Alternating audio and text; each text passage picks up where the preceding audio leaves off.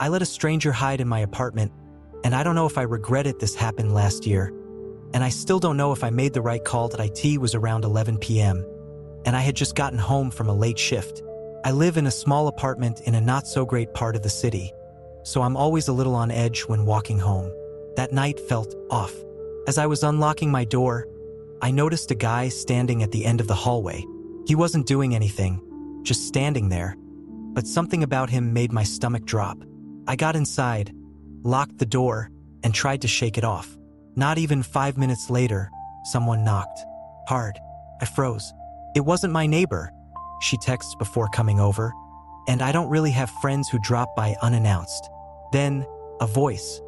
Please, can you just let me in for a second? It was a woman. She sounded out of breath, almost panicked.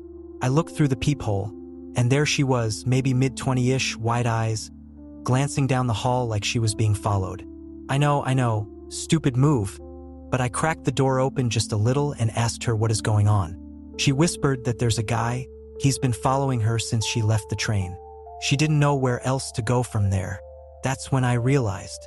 The guy I saw earlier, my heart was racing, but I stepped aside and let her in. I locked the door immediately, turned off the lights, and we just stood there in the dark, listening. A few seconds later, heavy footsteps passed my door. Slow, like someone was looking for something. Then nothing. She stayed for about 30 minutes, just sitting on my couch, shaking. I offered her water and we barely talked. Eventually, she called a friend to come pick her up. When she left, she just said thank you and disappeared down the hall. I never saw her again. I don't know if she was telling the truth. Maybe she was genuinely in danger. But I think about that night all the time and I can't decide if I did the right thing or if I got really, really lucky.